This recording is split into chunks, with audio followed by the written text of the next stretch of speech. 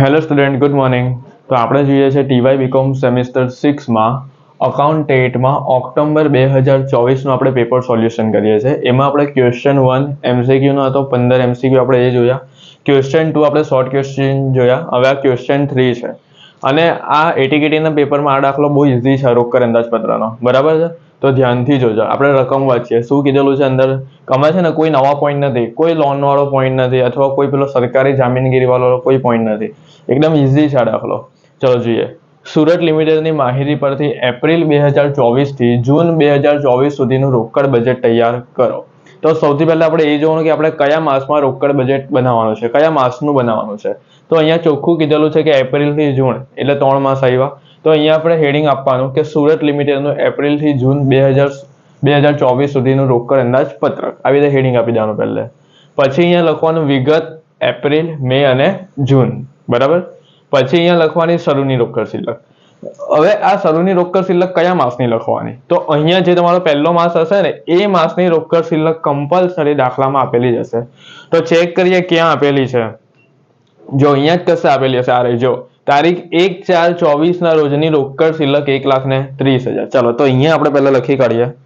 1,30,000 અહીંયા લખી દઈએ આપણે. ચલો તો અહીંયા લખાઈ ગઈ શરૂની રોકડ શિલ્લક 1,30,000, બરાબર છે. એવી રીતે દરેક દાખલાની અંદર એપ્રિલ માસ કે અહીંયા ગમે તે પહેલો માસ હશે એની રોકડ શિલ્લક આપેલી જ હશે. આગળ જોઈએ. અહીંયા તમને માસ આપેલા છે જાન્યુઆરી થી લઈને જુલાઈ સુધીના. અહીંયા તમને વેચાણ આપેલું છે, ઉત્પાદન પરોક્ષ ખર્ચ આપેલા છે અને અન્ય પરોક્ષ ખર્ચ છે. તો રોકડ આવકમાં સૌથી પહેલા શું આવે? રોકડ વેચાણ આવે, બરાબર છે. તો રોકડ વેચાણની કોઈ ટકાવારી તમને કીધેલી છે, જો આ રહી. કુલ વેચાણના 20% રોકડ વેચાણ છે. શું કીધેલું છે? કુલ વેચાણના 20% રોકડ વેચાણ છે. પહેલો માસ કયો છે આપણો? અહીંયા એપ્રિલ. તો એપ્રિલમાં ટોટલ વેચાણ કેટલું છે? 15 લાખ. તો 15 લાખને તમે 20% કરો, જે રકમ આવે ને એ તમારે અહીંયા લખી દેવાની. ચાલો તો આપણે કેલ્સી લઈ લઈએ. કરીએ 15 લાખના 20%. તો 15 લાખ ગુણ્યા 20% એટલે કેટલી આવે? 3 લાખ. ચાલો તો અહીંયા રોકડ વેચાણ લખી દઈએ આપણે 3 લાખ. આવી રીતે મેનું કરવું હોય તો 21 લાખના કેટલા કરવાના છે? 20%. ચલો તો હવે 21 લાખના કરીએ 20%, એટલે આવશે 4,20,000. તો અહીંયા લખી દઈએ મે માસમાં 4,20,000. હવે જૂનના કરવા હોય તો શું કરવાનું? આ 24 લાખ કરવાના, એના ગુણ્યા 20% કરવાના. તો 24 લાખ ગુણ્યા 20% એટલે આવશે 4,80,000. કેટલા આવશે? 4,80,000. ચલો ખબર પડી ગઈ રોકડ વેચાણના પોઈન્ટમાં. કઈ કર્યું નહીં, કુલ વેચાણના 20% કર્યા એટલે રોકડ વેચાણ મળી ગયું. પણ હવે મેઇન વસ્તુ છે કે ઉધાર વેચાણ કઈ રીતે કરશું. તો ચાલો આપણે હવે હેડિંગ આપીએ અહીંયા ઉધાર વેચાણનું. હવે ધ્યાનથી સમજજો ઉધાર વેચાણ કઈ રીતે કરવાનું. જો આપણું જે કુલ વેચાણ હોય ને, કુલ વેચાણ, આ કુલ વેચાણના 20% તો કયા વેચાણ હતા? રોકડ વેચાણ હતા ને. તો એવું સમજવાનું બાકીના 80% કયા હશે? ઉધાર વેચાણ હશે. તો કુલ વેચાણ ગુણ્યા આપણે કેટલા કરીશું? પહેલા 80%, એટલે આપણે શું મળશે? ઉધાર વેચાણ. ચલો તો અહીંયા આપણે જાન્યુઆરી મહિનો આપેલો છે, બરાબર છે પહેલો. તો મેં અહીંયા લખ્યો જાન્યુઆરી મહિનો. તો જાન્યુઆરી મહિનાનું કુલ વેચાણ 6 લાખ છે. તો મેં અહીંયા 6 લાખ લખ્યા પહેલા. હવે આ 6 લાખના કેટલા ટકા કરવાના? પહેલા 80%. તો જ આપણે પહેલા ઉધાર વેચાણ મળે ને. તો 6 લાખ ગુણ્યા 80%. તો અહીંયા લખવાનું 4,80,000. 6 લાખના 80%. હવે અમારી 3 ભાગ પાડવાના. એક 50% કીધેલા છે એ લોકોએ. જો ઉધાર વેચાણનો સમયગાળો આપેલો છે રહ્યો. ઉધાર વેચાણના 50%, પછી 30% અને બાકીના, એટલે બાકીના જેટલા બચે એટલા. તો 50%, 30%, 50 ને 30 કેટલા થાય? 80. અને બાકીના 20% બચ્યા ને, તો અહીંયા બાકીના 20%. ચાલો તો પહેલા આપણે રકમ લઈ આવીએ. 4,80,000 ગુણ્યા 50%, એટલે અહીંયા આવશે 2,40,000. પછી કરવાના 30%, એટલે અહીંયા આવશે 1,44,000. અને પછી કરવાના 20%, એટલે અહીંયા આવશે 96,000. હવે મેં તમને શીખવાડેલું હતું ગણતરીમાં માસ કઈ રીતે લખવાના તે. તો આ જાન્યુઆરી અહીંયા મહિનો ચાલુ કરેલો તો એના પછીના સલંગ 3 આવતા હોય ને એ લખી દેવાના, બરાબર. તો અહીંયા આપણે લખીએ ફેબ્રુઆરી, માર્ચ અને એપ્રિલ. અને જો તમને એવું નહીં સમજ પડતી હોય તો તમે વાક્ય રચના પણ જોઈ શકો કે 50% નાણાં વેચાણ પછીના માસમાં. તો જાન્યુઆરી પછીના 50% એટલે ફેબ્રુઆરીમાં આવ્યો પછીનો માસ. પછી એમ કે 30% નાણાં વેચાણ પછીના બીજા માસમાં. તો આ 30% નાણાં વેચાણ પછીના બીજા માસ એટલે જાન્યુઆરી પછીનો બીજો મહિનો, એટલે આ પહેલો મહિનો આ કહેવાય, બીજો મહિનો આ કહેવાય એમ. અને પછી ત્રીજો મહિનો એટલે એપ્રિલ. આ પહેલો મહિનો, બીજો મહિનો, ત્રીજો મહિનો. ટૂંકમાં નહીં સમજ પડતા જાન્યુઆરી પછીના સલંગ 3 લખી દેવાના તો પણ સરખું જ થાય. ચાલો તો એપ્રિલ માસનું આટલું મળ્યું, ફેબ્રુઆરીનું આટલું ને માર્ચનું આટલું. આવી રીતે આપણે દરેકની ગણતરી કરવાની છે. ચાલો હવે ફેબ્રુઆરીનું તો બેઠી આવી ગણતરી આપણે અહીંયા છેલ્લે સુધી કરશું. બરાબર, ક્યાં સુધી કરશું? તો જૂન સુધી આપણે કરશું આવી ગણતરી, મે કે જૂન સુધી. ચાલો તો અહીંયા લખીએ આપણે ફેબ્રુઆરી પહેલા. હવે થોડુંક સ્પીડમાં કરીશું. તો ફેબ્રુઆરીનું કેટલું છે વેચાણ ટોટલ? 9 લાખ. તો અહીંયા 9 લાખ લખી કાઢીએ. એના કેટલા ટકા કરવાના? 80%. તો 9 લાખના 80% કરીએ. 9 લાખ ગુણ્યા 80% એટલે 7,20,000 આવી ગયા ઉધાર વેચાણ. ચાલો હવે અમારી 3 ભાગ પાડીએ પાછા. બેઠા જ પોઈન્ટ હવે રિવાઇઝ થાય. 50%, 30% અને 20%. ચલો 7,20,000 ના 50% કરો. 3,60,000 આવશે. 30% કરો તો 2,16,000 આવશે અને 20% કરશો તો 1,44,000 આવી જશે. ચલો આમાં કેવી રીતે લખ્યું આપણે 3 માસ? તો જાન્યુઆરી પછી 3 માસ લખ્યા ને, ફેબ્રુઆરી, માર્ચ ને એપ્રિલ. એવી રીતે આ ફેબ્રુઆરી પછી 3 લખી દેવાના કે માર્ચ, એપ્રિલ ને મે. ચલો તો અહીંયા લખી દઈએ આપણે માર્ચ, એપ્રિલ અને મે. હવે એવી જ રીતે આગળ કરીએ. ચલો અહીંયા લખીએ આપણે. અહીંયા ફેબ્રુઆરીની ગણતરી થઈ ગઈ, હવે માર્ચની કરીએ. અહીંયા ચલો માર્ચ માસનું વેચાણ કેટલું હતું? 12 લાખ. તો અહીંયા પહેલા લખીએ 12 લાખ. આ 12 લાખ તો કુલ વેચાણ છે, તો આના પહેલા 80% કરવા પડે ને ઉધાર વેચાણ લાવવા માટે. તો 12 લાખ ગુણ્યા 80%. તો 9,60,000 આપણે મળેલું ઉધાર વેચાણ. કેટલું મળેલું? 9,60,000. હવે આના 3 ભાગ પાડીએ. 50%, પછી કેટલા કીધેલા છે? 30% અને પછી 20%. 9,60,000 ના 50% કરો એટલે 4,80,000 આવશે. 30% કરો તો 2,88,000 આવશે અને 20% કરો તો 1,92,000 આવશે. હવે માર્ચ હતો એના પછીના સલંગ 3 લખી દેવાના એટલે એપ્રિલ, મે અને જૂન. ચલો હવે માર્ચ મહિનો થઈ ગયો. હવે એપ્રિલ નું કરીએ. ચાલો તો એપ્રિલ નું કુલ વેચાણ કેટલું છે? અહીંયા જો 15 લાખ રૂપિયા છે, તો અહીંયા 15 લાખ લખી કાઢીએ. હવે આને 80% કરીએ તો 15 લાખ ગુણ્યા 80% એટલે અહીંયા આવશે 12 લાખ. કેટલા આવશે? 12 લાખ. ચલો હવે 12 લાખના 3 ભાગ પાડીએ. 50%, 30% અને 20%. 12 લાખના 50% કરો એટલે 6 લાખ આવશે. 12 લાખના 30% કરો એટલે 4,45,000 આવશે. એક મિનિટ પાછા કરીએ આપણે. 12 લાખ ગુણ્યા 30% એટલે 3,60,000 આવે. કેટલા આવે? 3,60,000. પછી 20% કરીએ એટલે 2,40,000 આવશે. થઈ ગયું. હવે એપ્રિલ પછીના 3 માસ લખી દઈએ. મે, જૂન અને જુલાઈ. ચલો હવે આપણે મેનું કરીએ. તો મેનું વેચાણ કેટલું છે? 21 લાખ છે, તો અહીંયા 21 લાખ લખીએ. હવે આના પહેલા 80% કરીએ એટલે ઉધાર વેચાણ મળશે એનું. 21 લાખ ગુણ્યા 80% એટલે 16,80,000. ચલો અહીંયા લખીએ 50%, અહીંયા લખીએ 30%, અહીંયા લખીએ 20%. 16,80,000 ના 50% કરો એટલે અહીંયા આવશે 8,40,000. 16,80,000 ના 30% કરો તો અહીંયા આવશે 5,04,000 અને 16,80,000 ના 20% કરો એટલે 3,36,000. મે પછીના સલંગ 3 માસ લખી દેવાના. જૂન, જુલાઈ અને ઓગસ્ટ. ચલો હવે તમે વિચાર કરો. હવે આનાથી આગળ થાય. ચલો અહીંયા કયો મહિનો છે? જૂન મહિનો છે. હવે અહીંયા મેં મે મહિના સુધી તમને ગણતરી કરાવી. હવે મેં જૂનની કેમ નહીં કરાવવા? કારણ કે જૂન માસમાં જો તમે કરવા જશો, ચલો માની લો કે જૂન માસનું વેચાણ અહીંયા 24 લાખ છે. 24 લાખને તમે 80% કરો અને પછી એના 3 ભાગ પાડો તો અહીંયા કયા મહિના લખશો? જુલાઈ, ઓગસ્ટ ને સપ્ટેમ્બર લખશો ને. પણ અહીંયા જુલાઈ, ઓગસ્ટ, સપ્ટેમ્બરનું બનાવવાનું જ નથી. ખબર પડી? એટલે હવે આપણે અહીંયા મે સુધીની જ ગણતરી કરવાની હતી. જો અહીંયા જૂન અહીંયા પૂરો થઈ જાય છે, હવે જુલાઈ, ઓગસ્ટ ને એ બધું ચાલુ થાય છે અહીંયા નીચે. એટલે એની ગણતરી હવે આ બંનેની ગણતરી કરવાની નથી. કારણ કે આ ગણતરી કરશું દાખલામાં કંઈ કામ જ નથી લાગવાની ગણતરી. બરાબર. હવે આટલી જ ગણતરી આપણે પૂરી થઈ ગઈ. હવે અહીંયા આપણે હેડિંગ મારવાનું કુલ ઉધાર વેચાણ. શું હેડિંગ મારવાનું? કુલ ઉધાર વેચાણ. આ ગણતરી કરીએ ને પછી હેડિંગ આપવાનું કુલ ઉધાર વેચાણ. હવે એમાં જે આપણે ઉધાર વેચાણની રકમ જોઈતી હતી એપ્રિલ, મે અને જૂન, એ મહિનાના આપણે અહીંયા નામ લખી દેવાના કે ભાઈ એપ્રિલની જોઈએ છે, મેની જોઈએ છે અને જૂનની જોઈએ છે. ચલો તો હું પહેલા શીખવાડું છું તમને કે એપ્રિલની તમે કેવી રીતે લાવશો. બરાબર. આ એપ્રિલની તમે કઈ રીતે ઉધાર વેચાણ લાવશો? તો તમારે શું જોવાનું કે 3 ભાગ આપણે જ્યાં પાડેલા છે ને એમાં એપ્રિલ માસ જોવાનો. કયો માસ જોવાનો? એપ્રિલ માસ. ચલો આ 3 ભાગ પાડ્યા છે એમાં નીચે એપ્રિલ માસ ક્યાં છે? તો જો અહીંયા ફેબ્રુઆરી, માર્ચ ને જો અહીંયા એપ્રિલ આવ્યો ને તો આની પર આપણે આ રીતે સર્કલ કરી નાખવાનું છે આવી રીતે. એટલે 96,000 પર એપ્રિલ છે તો અહીંયા આપણે લખી દેવાનું 96,000 આવી રીતે. ચલો પછી 3 ભાગ પર એમાં એપ્રિલ ક્યાં છે? તો જો અહીંયા માર્ચ આવ્યો, અહીંયા એપ્રિલ આવ્યો ને તો અહીંયા આની પર એમ સર્કલ કરી નાખીએ આવી રીતે. તો પ્લસ 96,000 પ્લસ 2,16,000. ચલો બીજે કશે એપ્રિલ છે તો હા જો આ રહ્યા 4,80,000 પર પણ એપ્રિલ છે જો. ચલો તો પ્લસ 4,80,000. હવે આપણે સરવાળો કરીએ કે ટોટલ એપ્રિલ માસમાં કેટલી આવે. તો 96,000 પ્લસ 2,16,000 પ્લસ 4,80,000 તો 7,92,000.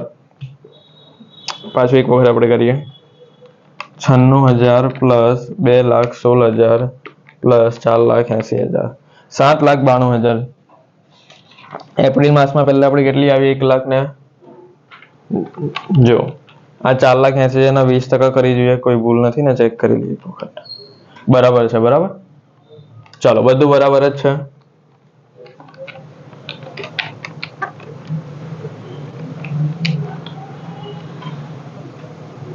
ચાલો બધું બરાબર છે આપણું. ટોટલ પાછું એક વખત કરી નાખીએ. 96,000 પ્લસ 2,16,000 પ્લસ 4,80,000 એટલે 7,92,000 આ આપણો રાઈટ જવાબ છે.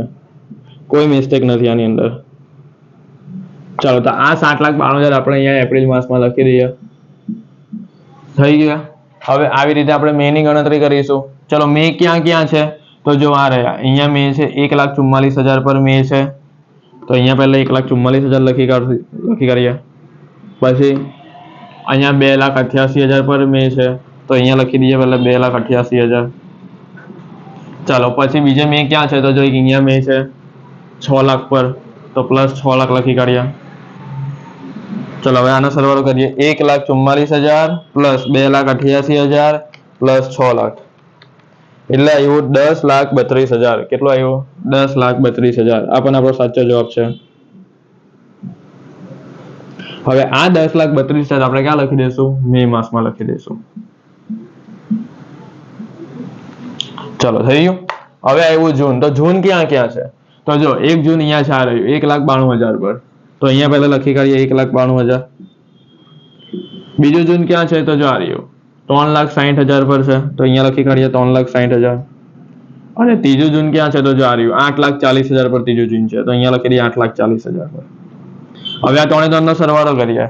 1,92,000 વત્તા કેટલા છે? 3,60,000 વત્તા 8,40,000 એટલે 13,92,000. કેટલા આવ્યા? 13,92,000. ચલો બરાબર છે.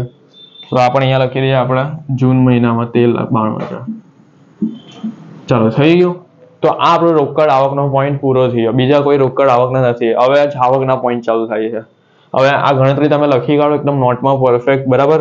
અહીંયા કોઈ ભૂલ નથી. એકદમ વ્યવસ્થિત લખેલી છે. એક પણ પોઈન્ટ એમાં મિસ નથી કર્યો. બરાબર. એક એક પોઈન્ટ નાના નાના શીખવાડ્યો છે. ચલો હવે આપણે આ ભૂસી કાઢીએ. પહેલા જગ્યાનો અભાવ છે ને, આ ભૂસી કાઢીએ.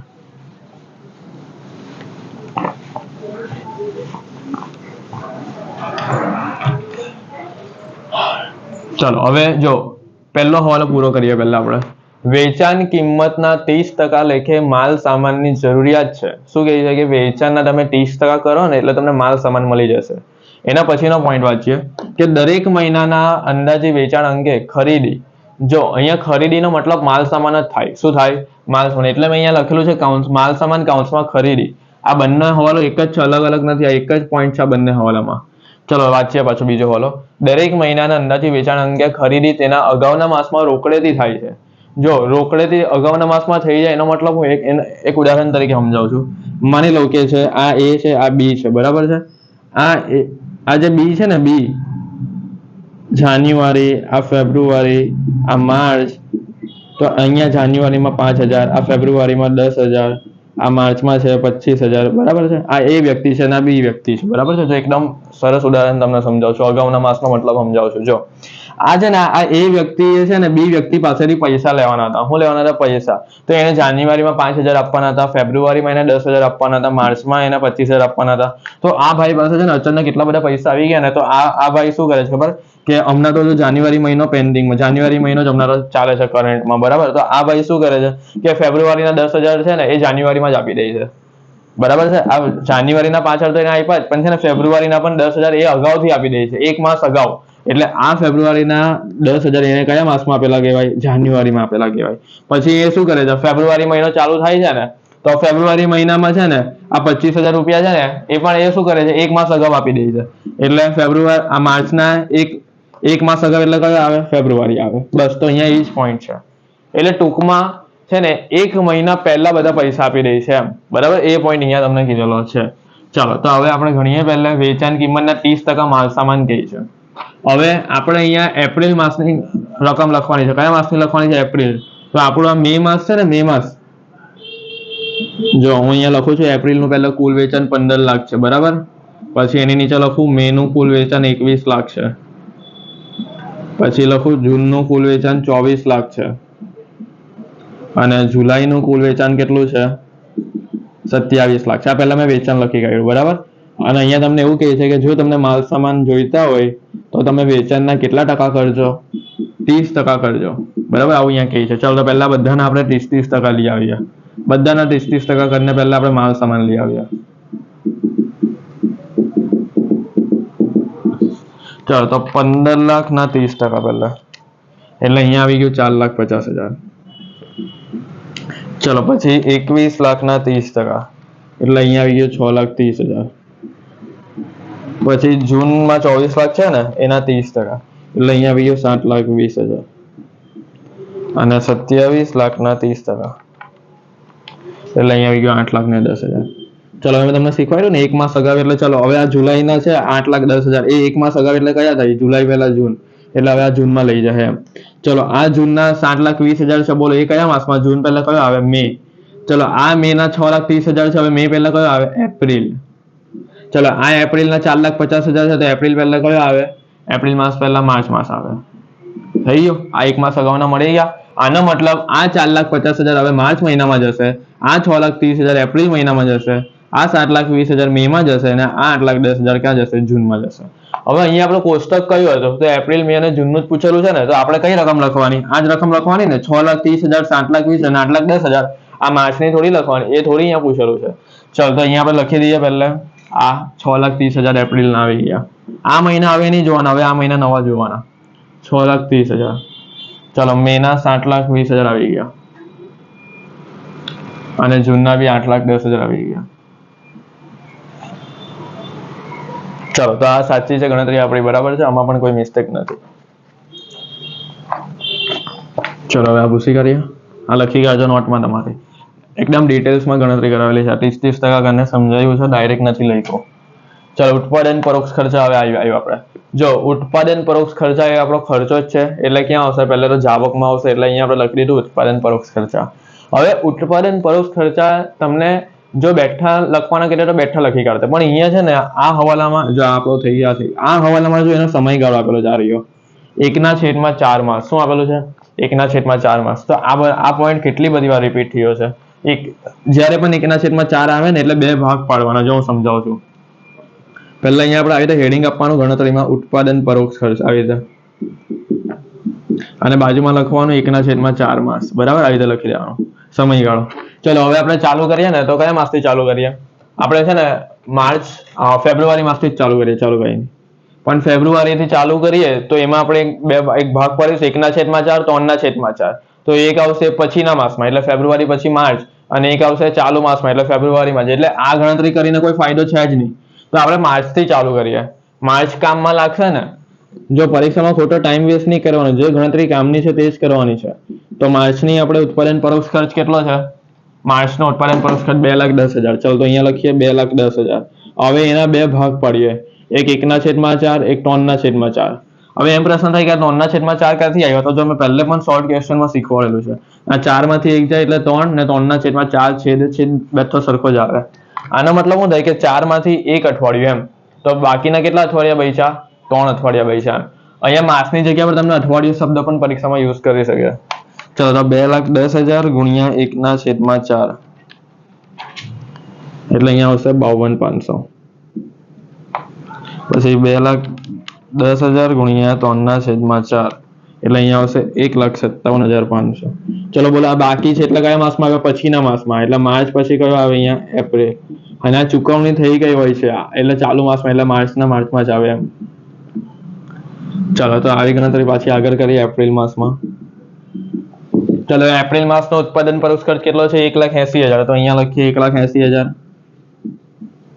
પાછો આમાં સેમ પોઈન્ટ કરીએ 1/4 3/4. 1,80,000 ભાગ્યા 4 કરીએ એટલે અહીંયા આવશે 45,000. 1,80,000 ગુણ્યા 3/4 કરીએ એટલે અહીંયા આવશે 1,35,000. ચલો આ પછીના માસમાં લખવાનું બાકી છે એટલે એપ્રિલ પછી અહીંયા મે, અને આ ચાલુ માસમાં જ એટલે એપ્રિલનું એપ્રિલમાં જ લખી દેવાનું. ચલો આવી રીતે આગળ કરીએ. હવે આવ્યો મે. તો મેની પરોક્ષ ખર્ચ 2,40,000 છે. તો અહીંયા 2,40,000 લખીએ. ચલો આમાં પણ એ જ બેઠો પોઈન્ટ 1/4 3/4. 2,40,000 ભાગ્યા 4 એટલે અહીંયા આવશે 60,000. ચલો 2,40,000 ગુણ્યા 3/4 એટલે અહીંયા આવશે 1,80,000. ચલો આ મે પછીનો મહિનો કયો આવે? જૂન. ને આ ચાલુ માસમાં જ આવે એટલે મેનું મેમાં જ થઈ ગયું. ચલો હવે કરીએ જૂનનું. જૂનનું કેટલું છે? 2,70,000. તો અહીંયા લખાય 2,70,000. ચલો 1/4 એક 3/4. 2,70,000 ભાગ્યા 4 એટલે અહીંયા આવશે 67,500. ભાઈ 2,70,000 ગુણ્યા 3/4 એટલે અહીંયા આવશે 2,25,000. થઈ ગયું. અહીંયા આવશે જૂન પછીનો મહિનો જુલાઈ, અને અહીંયા રહેશે જૂનનું જૂન ચાલુ માસનું. હવે જો જુલાઈની ગણતરી નહીં થાય, કારણ કે જુલાઈની કરશો ને તો કઈ આવશે? એક અહીંયા ઓગસ્ટ આવશે ને એક અહીંયા જુલાઈ આવશે, પણ અહીંયા જુલાઈ કે ઓગસ્ટ કઈ પૂછ્યું જ નથી, જૂન સુધી જ છે. ચલો હવે આની પહેલા આપણે ઉધાર વેચાણની ગણતરી કરી તો એમાં છેલ્લે કેવું લખેલું? કુલ ઉધાર વેચાણ. એવી રીતે આમાં પણ લખવાનું કુલ ઉત્પાદન પરોક્ષ ખર્ચ. શું લખવાનું? કુલ ઉત્પાદન પરોક્ષ ખર્ચ. ચલો આપણે જેટલા માસનું જોઈતું છે એ માસના નામ લખી દઈએ. અહીંયા આપણે એપ્રિલનું જોઈએ છે, પછી મેનું જોઈએ છે અને જૂનનું જોઈએ છે. તો એપ્રિલ ક્યાં ક્યાં છે? તો જો એક અહીંયા એપ્રિલ છે 52,500 પર, એક અહીંયા 1,35,000 પર એપ્રિલ છે. બે જગ્યા પર એપ્રિલ છે, તો એ બંનેનો અહીંયા પહેલા લખીએ 52,500 વત્તા 1,35,000. હવે બંનેનો સરવાળો કરી નાખીએ. 52,500 વત્તા 1,35,000 એટલે અહીંયા આવશે 1,87,500. ચલો તો અહીંયા લખી દઈએ. પહેલા એપ્રિલ માસના મળી ગયા ઉત્પાદન ખર્ચા 1,87,500. ચલો હવે મે માસના જોઈતા છે. તો મે માસના તમે ક્યાંથી લાવશો? તો જો 45,000 પર મે છે, અને જો અહીંયા 1,80,000 પર મે છે કે નહીં? ચલો તો અહીંયા લખી દઈએ પહેલા 45,000 ગુણ્યા પ્લસ 1,80,000. જ્યાં મે હોય ને ત્યાં લખી દેવાનું. તો 45,000 વત્તા 1,80,000 એટલે અહીંયા કેટલા? એવા 2,25,000. ચલો તો આ 2,25,000 અહીંયા લખી કાઢ્યા. હવે જૂનનું જોઈતું હોય તો જૂન ક્યાં ક્યાં છે? તો જો એક 60,000 પર જૂન છે અને એક 2,25,000 પર જૂન છે. તો અહીંયા લખી દઈએ 60,000 વત્તા 2,25,000. ચલો આ બંનેનો સરવાળો કરીએ. 60,000 વત્તા 2,25,000 એટલે 2,62,500. ચલો આવી ગયો. જૂનનું બી ચેક કરી લઈએ એક વખત. ચલો બધું સાચું છે, કશે મિસ્ટેક નથી. બરાબર. ઉત્પાદન ખર્ચા મળી ગયા. હવે આવ્યા અન્ય પરોક્ષ ખર્ચા. જો આ રહ્યા, તો એનો પણ સમયગાળો 1/2 કીધેલો. જો આ રહ્યો 1/2. તો આ પણ બેઠો આ જ પોઈન્ટ છે. બરાબર. અહીંયા ખાલી 1/4 3/4 હતું ને. હવે શું લેવાનું? 1/2 1/2. અને નિયમમાં જે બાકી છે પછીના માસમાં ચૂકવણી થઈ ગઈ છે ચાલુ માસમાં. ચલો સ્પીડમાં ફક્ત આપણે આ જ માસના પાછા ગણી કરીએ. હવે ઉતાવળ રાખીએ જલ્દી, કારણ કે હવે બધા ઇઝી પોઈન્ટ છે, કોઈ અઘરા નથી. આ વિચાર કરો, આટલા ઇઝી દાખલા તમને પૂછાય છે તો કેટી તમારી આવી જ નહીં જોઈએ. હવે કેટલા ઇઝી છે. ચલો હવે હેડિંગ આપીએ અન્ય પરોક્ષ ખર્ચ.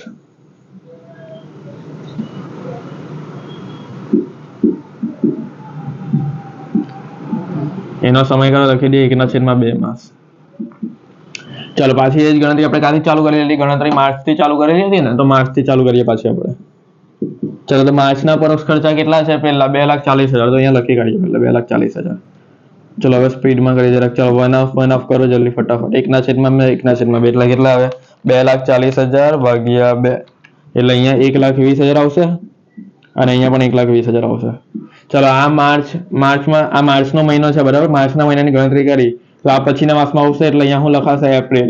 અને અહીંયા ચાલુ માસ જ લખાય એટલે માર્ચનું માર્ચ જ લખાય. ચલો આવી રીતે એપ્રિલનું કરીએ આગળ. તો એપ્રિલમાં કેટલા છે પરોક્ષ ખર્ચા? 2,10,000. તો અહીંયા 2,10,000 લખીએ. ચલો 1/2 કરીએ. 2,10,000 ભાગ્યા 2 એટલે 1,05,000. 1,05,000. ચલો આ એપ્રિલ પછી અહીંયા કયો આવશે? મે. અને આ એપ્રિલમાં જ રહેશે. ચલો પછી આગળ મે નું કરીએ હવે. તો મે માં કેટલા છે? 2,70,000. તો પહેલા અહીંયા લખી દઈએ 2,70,000. ચલો 1/2 2,70,000 ભાગ્યા 2 એટલે 1,35,000 અને અહીંયા 1,35,000. આ કેમાં આવશે? જૂનમાં આવશે અને આ કેમાં આવશે? મે માં આવશે. ચાલુ માસમાં જ આવે. ચાલો એવી રીતે જૂનનું કરીએ. તો જૂનનું કેટલું છે? આ રહ્યું 3 લાખ છે. તો અહીંયા લખી દઈએ 3 લાખ. ચલો 1/2 અહીંયા કેટલા આવશે? 1,50,000 ને અહીંયા બી કેટલા આવશે? 1,50,000. ચલો આ કેમાં આવશે? જુલાઈમાં આવશે અને આ કેમાં આવશે? જૂનમાં જ રહી. હવે આગળ ગણતરી નહીં થાય કારણ કે પછી ઓગસ્ટ ને બધું આવી જાય ને. ચાલો હવે અહીંયા હેડિંગ આપવાનું આટલી ગણતરી થઈ જાય પછી કુલ પરોક્ષ ખર્ચ 3 માસ લખી દેવાના આપણા જે જોઈતા છે તે. એક એપ્રિલ, એક મે અને એક જૂન. ચલો એપ્રિલ ક્યાં છે? તો જો 1,20,000 પર એપ્રિલ છે અને 1,05,000 પર એપ્રિલ છે. બે જગ્યા પર એપ્રિલ છે. તો 1,20,000 પ્લસ 1,05,000. ચલો તો સરવાળો કરીએ. 1,20,000 પ્લસ 1,05,000 એટલે 2,25,000. કેટલા એવા? 2,25,000. ચલો તો અહીંયા લખી દઈએ 2,25,000. પછી એવી રીતે મે માં. તો મે ક્યાં છે? 1,05,000 પર મે છે અને 1,35,000 પર મે છે. 1,05,000 પ્લસ 1,35,000. ચલો સરવાળો કરીએ. 1,05,000 પ્લસ 1,35,000 તો 2,40,000. તો અહીંયા લખી દઈએ 2,40,000. ચલો પછી જૂન ક્યાં છે? તો જો 1,50,000 પર જૂન છે અને અહીંયા 1,35,000 પર જૂન છે. ચાલો લખીએ 1,35,000 પ્લસ 1,50,000. 1,35,000 પ્લસ 1,50,000 એટલે આવશે 5,25,000. ચાલો થઈ ગયું. હવે બધા પોઈન્ટ આપણા પૂરા થવા આવ્યા છે. હવે બસ 2 નાના પોઈન્ટ બાકી છે એકદમ. ચલો ચેક કરી લઈએ આમાં કોઈ ભૂલ નથી ને. જો આપણે એક વખત છેલ્લું ચેક કરી લઈએ. 1,35,000 વત્તા 1,50,000 2,85,000 આવે. કેટલા આવે અહીંયા? 2,85,000. સરવાળામાં ભૂલ થઈ ગઈ. ચલો થઈ ગયું 2,85,000. ચલો એટલે 2,25,000 2,40,000 ને 2,85,000 થઈ ગયા આપણા પરોક્ષ ખર્ચા કમ્પ્લીટ. બરાબર છે. ચલો હવે આગળના પોઈન્ટ સોલ્વ કરીએ. હવે જો આ બધા પોઈન્ટ આપણા ક્લિયર થઈ ગયા. હવે ખાલી 2 જ હવાલા છેલ્લા 2 બાકી. હવે ધ્યાનથી આ સમજી લેજો. હવે આટલું તો તમને બધું આવડતું જ હોય પરીક્ષામાં. હવે અમુક એવા પોઈન્ટ પણ આવે ને કે નહીં આવડે. તો આ બધા પોઈન્ટ જોજો ધ્યાનથી. ઇઝી પોઈન્ટ છે પણ કઈ રીતે સોલ્વ કરવાના એ જુઓ. એમ કહે છે કે એપ્રિલ 2024માં એક નવું યંત્ર 6 લાખમાં ખરીદ્યું. બરાબર છે. એક ઉદાહરણ તરીકે સમજીએ કે આ એપ્રિલ મહિનો ચાલતો છે. તમે ગાડી લેવા ગયા ને એક ગાડીની કિંમત છે 6 લાખ. બરાબર. કયા માસમાં તમે ખરીદો છો? એપ્રિલ માસમાં એક ગાડી તમે ખરીદી 6 લાખમાં. હવે એવું કહે છે કે જેની ચૂકવણી ડિલિવરી તારીખથી 4 સરખા માસિક હપ્તામાં કરવાની છે. હવે માની લો કે તમારી પાસે 6 લાખ રૂપિયા નથી ગાડીની કિંમત આપવા માટે. બરાબર. તો તમે શું કરશો? હપ્તાથી ગાડી લેશો ને તો એ લોકો કેટલા હપ્તા આપે છે કંપની વાળા? એમ કહે છે કે 4 હપ્તા. 4 સરખા હપ્તા શું થાય ખબર? તો એક હપ્તો કેટલાનો પડે? તો 6 લાખ ભાગ્યા આપણે કેટલા કરવાના? 4 હપ્તા કરવાના. એટલે એક હપ્તો તમને પડી જાય 1,50,000 નો પડે. કેટલાનો પડે? 1,50,000 નો. જો અહીંયા હું ગણતરી બતાવું છું આની. તો એપ્રિલ મહિનામાં તમે યંત્ર ખરીદ્યું છે 6 લાખ રૂપિયાનું. કેટલાનું ખરીદ્યું? 6 લાખ. એના ભાગ્યા 4 કર્યા એટલે દરેક માસની રકમ કેટલી આવી? 1,50,000. પણ આ એ પ્રશ્ન છે કે 1,50,000 કયા માસમાં તમે લખીશો? તો જે એકદમ ઈઝી છે. એપ્રિલ માસમાં તો તમે યંત્ર ખરીદો છો ને તો તરત એપ્રિલ માસમાં શું હપ્તો ભરી દેશો? ના. એના પછીના માસથી ચાલુ કરશો ભરવાનું. તો આ 1,50,000 તમે પહેલા કા લખશો? મે માં લખશો. પછી જૂનમાં પણ તમે 1,50,000 લખશો. એવી રીતે 4 હપ્તા. પછી જુલાઈમાં લખશો 1,50,000 અને પછી ઓગસ્ટમાં પણ લખશો 1,50,000. બરાબર છે. આવી રીતે 1,50,000 1,50,000 લખશો ને 4 વખત તો તમારા 6 લાખ પૂરા થશે ને. પણ અહીંયા તો આપણે એપ્રિલ મે અને જૂનનું જ બનાવવાનું છે, નથી કે જુલાઈ કે ઓગસ્ટ. તો ચલો એપ્રિલમાં કોઈ રકમ લખવાની આવે આમાં? તો ના, નહીં આવે. કેમ? કારણ કે એપ્રિલમાં તો યંત્ર ખરીદ્યું છે એટલે એપ્રિલમાં તો આવે જ નહીં ને. તો કેમાં આવશે? મે માં આવશે, જૂનમાં આવશે, જુલાઈમાં આવે ને ઓગસ્ટમાં આવે. પણ પાછું અહીંયા જુલાઈ ને ઓગસ્ટ તો છે જ નહીં, એટલે કેમાં લખવાની? ફક્ત મે અને જૂનમાં જ લખવાની. બરાબર. ચાલો તો અહીંયા લખી દઈએ મે અને જૂનમાં 1,50,000 1,50,000. જો એકદમ ડિટેલ્સમાં પોઈન્ટ સમજાવ્યો. બરાબર. ડાયરેક્ટ એવું મેં કહી દીધું કે ભાઈ મે અને જૂનમાં 1,50,000 લખવાની, પણ આ મેં આવી રીતે સમજાવ્યું છે કે 4 હપ્તા છે. જુલાઈ અને ઓગસ્ટનું તો અહીંયા છે જ નહીં એટલે મેં નથી લખ્યું, ખાલી મે અને જૂનનું જ છે એટલે એમાં લખેલું છે. ચાલો આ પોઈન્ટ પૂરો.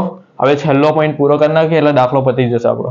2023-24 વર્ષનું ડિવિડન્ડ 1,50,000 જે જૂનમાં ચૂકવવાનું છે.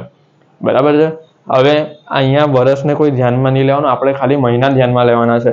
તો ખાલી એટલું યાદ રાખો, ડિવિડન્ડ 1,50,000 જૂનમાં ચૂકવવાનું છે એટલે ડિવિડન્ડ લખ્યું અને જૂન માસમાં આપણે ડેશ કરી નાખવાની. જૂન માસમાં લખી દેવાનું 1,50,000. પતી ગયું. ચાલો આ તમારો દાખલો પૂરો. બરાબર. કોઈ અસર બાકી રહેતી નથી, બધી પતાવી દીધી. હવે શું કરવાનું? પહેલા કુલ રોકડ આવક કરી, આટલાનો સરવાળો કરીએ. ચાલો હવે કેલ્સીમાં સરવાળો કરો. 1,30,000 વત્તા 3 લાખ વત્તા 7,92,000 એટલે અહીંયા આવશે 12,22,000. કેટલા આવશે કુલ રોકડ આવક? 12,22,000. ચલો પછી જ આવકનો કરીએ. 6,30,000 વત્તા 1,87,500 વત્તા 2,25,000 એટલે અહીંયા આવશે 10,42,500. ચલો હવે a માઇનસ b કરીએ એટલે 12,22,000 માઇનસ 10,42,500 એટલે આવશે 1,79,500. બરાબર છે. ચાલો કોઈ મિસ્ટેક નથી, અહીંયા બી બરાબર છે. ચલો આગળ.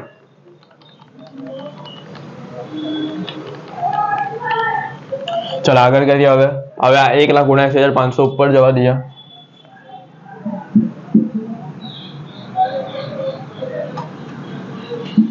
હવે આનો સરવાળો કરીએ આપણે.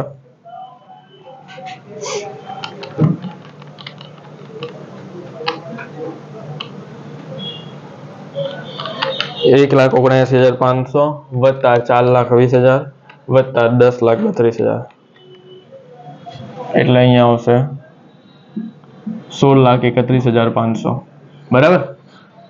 ચલો હવે આનો સરવાળો કરીએ. 7,20,000 વત્તા 2,25,000 વત્તા 2,40,000 વત્તા 1,50,000 એટલે અહીંયા આવશે 13,35,000. ચલો હવે 16,31,500 માંથી આ માઇનસ કરી નાખીએ. રકમ મોટી છે ને એટલે ધીરેથી કરવાનો, ઉતાવળ નહીં કરવાની. 2,96,500. હવે આ 2,96,500 ઉપર લઈ જવાના. ચલો તો એનો સરવાળો કરીએ. 2,96,500 વત્તા 4,80,000 વત્તા 13,92,000 એટલે 21,68,500. હવે આનો સરવાળો કરીએ. 8,10,000 વત્તા 2,62,500 વત્તા 2,85,000 વત્તા 1,50,000 વત્તા 1,50,000 16,57,500. ચલો હવે 2 લાખ કેટલા હતા? 21 લાખ. હા 21,68,500 માઇનસ 16,57,500 5,11,000 તમારો જવાબ આવે. બરાબર છે. પાછું એક વખત જોઈ લઈએ. 4,80,000 વત્તા 13,92,000 બરાબર છે. ચલો તો અહીંયા તમારો જવાબ આવી ગયો 5,11,000. બરાબર છે. તો અહીંયા કોઈ ભૂલ નથી આપણી. બરાબર છે. એકદમ દાખલો પરફેક્ટ સોલ્યુશન સાથે થઈ ગયો. જવાબ તમારો આ જ આવશે 5,11,000. તો હવે આપણે આના પછીનો જે પ્રશ્ન આવે છે એની સાથે મળીશું. બરાબર છે. આ દાખલામાં તમને કંઈ પણ નહીં સમજ પડેલી હોય તો પાછો આખો દાખલો જુઓ. બરાબર છે. જે પોઈન્ટ મેં કરાવ્યા છે એને રિપીટ કરો. બરાબર. પ્રેક્ટિસ કરો. આના શોર્ટ ક્વેશ્ચન પણ મૂકેલા છે આ પેપરના MCQ આપણી ચેનલ પર મુકાઈ ગયા છે. બરાબર. અને આ વિડીયો તમારા બીજા બધા ફ્રેન્ડ્સને શેર કરજો કે જેનાથી એ લોકોના ડાઉટ સોલ્વ થઈ શકે. ચલો થેન્ક યુ ફ્રેન્ડ્સ.